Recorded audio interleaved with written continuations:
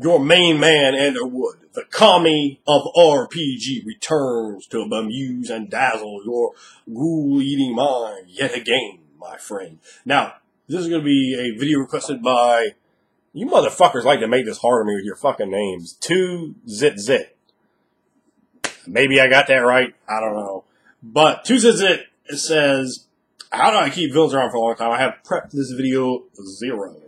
It has been prepped to 0%. So this is going to be all spontaneous stream of mind ramblings around in that dark water. So, how do you keep a villain around for a long time? Well, the reason I didn't do any prep work on this is to me really simple. First and foremost, the villain, right? You want to be a villain. You want this to be a boss. Now, I hate that term, but I think a lot of you understand what that means. So you want to make your Limb Bison, right? They got to build up to him. They might see him right off the bat. I would suggest when you run villains right off the bat, you want to have that big campaign villain first game session. Maybe at the latest, the third game session, you introduce them. And there's a lot of ways you do it. Man, that guy could be their friend. He could be like the guy helping him, mentor him, but actually screwed him over or left him out to dry. Like, he didn't even care about him. He was like, I'm going to screw your players over. He's like, either just guys are going to scapegoat and leave out to dry. And they're like, no, son, we're like 8th level now. It's finna be on. We're not first level farmers anymore. We're not 8th level farmers with eyes of justice and sickles of redemption. So when you have that sickle of redemption, what you do is you take it against that enemy. So you have the character there, right? You built him in. And villains shouldn't be there and there and there and there. Hit him in a game session. Leave him alone. Hit him in another game session. Bring him back. Have them away from the party. The character... The villain might not even be powerful in terms of he can beat their ass. I mean, they might be able to, at first level, take him out in one round. But he has barriers between them. He has political ability. Say, for example, he's a kick-ass dude. You can't just roll up on a kick-ass dude like it's fitting to be good. You'll get smacked in the mouth. You'll never even get close to him. He can just toy with you. He can use you. He can do what he wants because he has that political ability. He has people in front of him to give him carte blanche to act a fool if it's his desire, or perhaps carry out mischievous machinations. Remember, villains should be there are all kinds of different ways you can be villain. I do like a series of videos, types of villains. There's so many, and they're great, but the campaign villain, the one you start off at the beginning and you work up, and that's pretty much the campaign, knocking that guy off the mountain and going. And he needs to have minions. Pretty much all the way down the line, every campaign villain needs minions. And the minions can take any form. Summon monsters to grueling indigent farmers with one eye. They just love it. They're like, fuck you! That's our kick-ass dude. I'm going to shove my pitchfork in your nose, boy! Think about anything it could be. There's so many different ways. I'm not going to go in and try to explain that because I'd be talking for an hour and a half, at least. But think about his minions, and it should be different types of minions, and players should be blindsided sometimes by these minions, and it gives them things that they can work against. And it shouldn't always be, let's fight. That shouldn't always be the resolution. There should be other ways. You might be able to talk someone out and go, well, actually, you're a dude getting a kick-ass, and I'm going to tell you why. He was pissing in your well water. Our well water, I mean, you might be able to convince them to get public opinion on your side if you start building up and to get it away from him. Start underground movements, start different ways to capitalize and tap in, begin to use NPCs for your own means. I'm not talking about big, powerful, 8th level scientists or something. I'm talking about, first level farmers. Why wouldn't a first level farmer be keen to hear what you have to say if you can present it well? If you can push your point, like, oh, actually, yeah, it does seem like a good idea. Just because he's a farmer doesn't mean, he's a brainwashed individual. He might be a moron, but even a moron can understand simple things. You just have to make them a little bit more simple for the moron. And when you're dealing with that, it gives you so many different story possibilities to change around. I would say with the big bad guy, either he should be more powerful to be able to take way more than a first level character can give him. Like they might be first, and he might be like 9th level. And by the time, say, they get up towards him, he's already bumped up, like, they've advanced. Well, he's advanced too. He's like, well, I was 9th level, but now I'm 14th level. Ha ha! Mason smiting. And the character is going to have more and more to disposal. But at the same time, the players should be knocking wheels out from under him. Or, again, it could go the entire campaign where they think they're good as fuck with this guy. And that's when it flips around, them to realize, well, actually, he screwed them over the whole time. He was playing them out as fools, or however you want to go about it. But basically, the way to very simplistically keep your villain around for a long time is don't let the party get near him. Because crazy things can happen in combat. National 20s can get rolled on that ass. You know, people can get decapitated.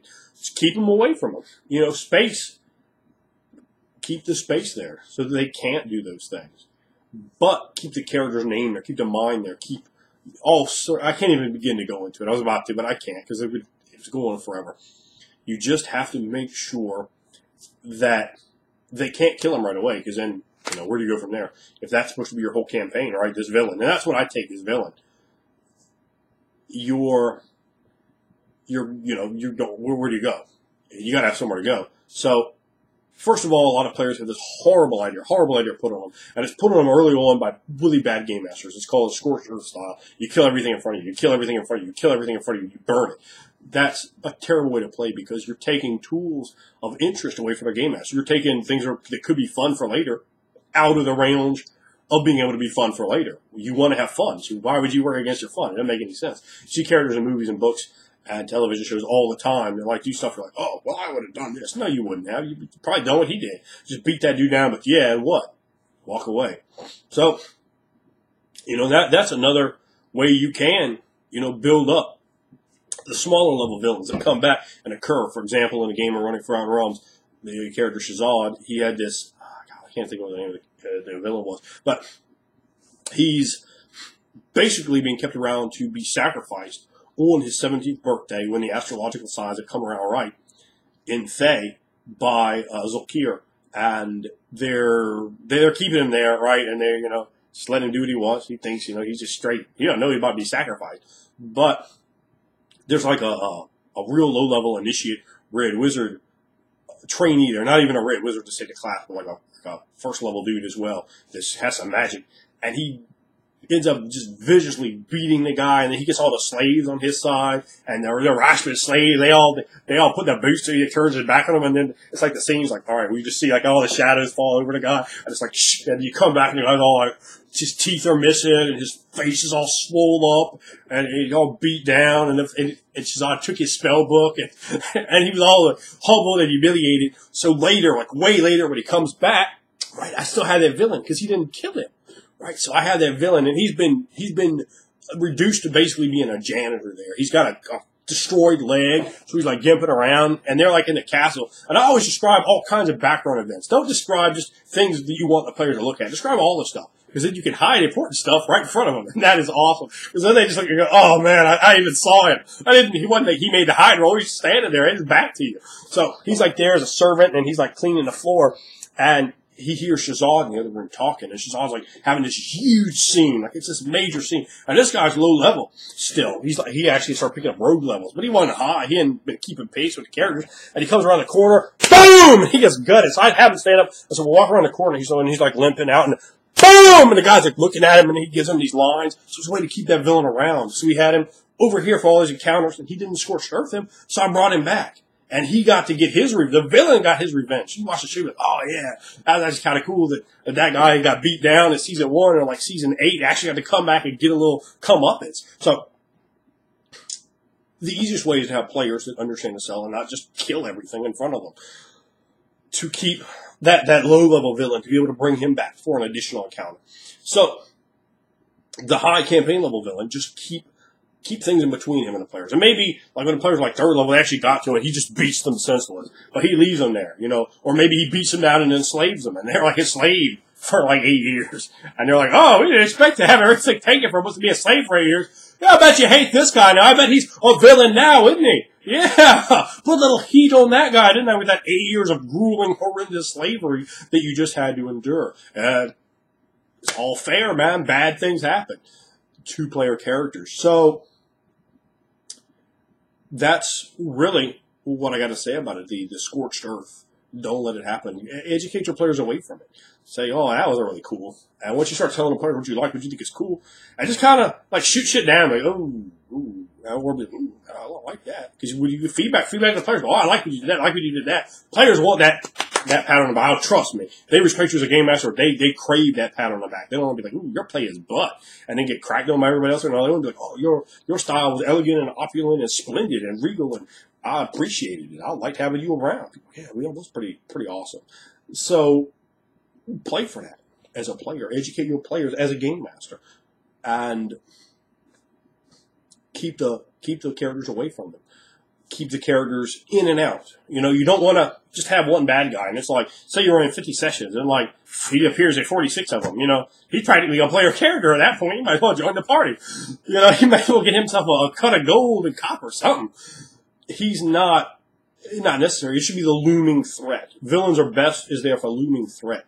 If they appear almost monolithic, like how can I deal with this villain? Oh, and villains again can be. They don't have to be just an individual or entity. They could be a Mason's guild. They could be the Furrier's guild. They could be a temple. They could be the Covenant of Wizards or a group of mercenaries. All these things, and it's like, oh, you know, you fought against my brother. You know, a family, for example. You know, the court of a kick-ass duke. Maybe you did right at the bat. Boom, you got the duke session 1. You're like, haha. But now you have all these other things coming around you. Maybe the power behind the throne comes out because you've got his puppet. He's not happy about that. He's going to somber your ass. So, you know, you can push that. You can have characters on the run the entire time of the game when they're trying so desperately to survive, to eke out a living because of the actions that they've done. They're going to be pushed by that more powerful force to barely win, you know, to barely survive even, and they could lose quite a bit over and over again. And you beat them down, you beat them down, you beat them down, you beat them down, you beat them down with this enemy. And eventually, finally, they get that win. You might be, well, I shouldn't beat my characters down. No, it's okay. Players might not love getting beat down, but they'll respect you for beating them down. Now, when you beat them down, and you beat them down, and you beat them, and you beat them, and you beat them like a drum, but eventually, they get that big win. They win that belt. They will respect that. They will love that. They'll be, holy fuck, this was the best thing. We loved it so much. It was the best thing ever. We'd like to get beat on. We didn't enjoy it, but we did enjoy it. We got into the characters. It made our stuff more realistic. And now that we finally got the win, we finally vanquished this foe. But what a great tale we have here. And that keeps the villain around. You got to keep the villain in their mind. Let me give you another example. Running a Vampire the Masquerade game several years ago. My friend Rob, he's in one of my videos. Tall, lanky motherfucker. Rob, playing character Calvin O'Reilly. He was like a bourgeois. And his grandsire was, I pulled the character right out of the book, but I changed him around because the way they wrote him was butt. But his name was Pug Jackson. I had a picture for him. And Pug Jackson didn't like him. He was his grandsire. He didn't like him.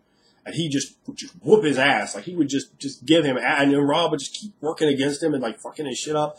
He wasn't killing him. He wasn't beating him. But he did torpor him, but he got beaten into torpor. We didn't roll no dice. I just viciously, completely, dramatically illustrated and explained how he got beat into torpor. And he said, that was the best session ever. I loved it. I think Rob's words were, he was a perfect villain. He was perfect. Because he wasn't there to do a job for Rob. He was there to command that respect, to get him in line, or to get him on out. To get him in line, or get him out of the building, you understand? And that building is called Unlife. So, the threat should be very potent, should be very real, should be very forceful. Should not be something that, you could just take for granted. They should be scary. And that's how you really keep your villains around. Make the players afraid of them.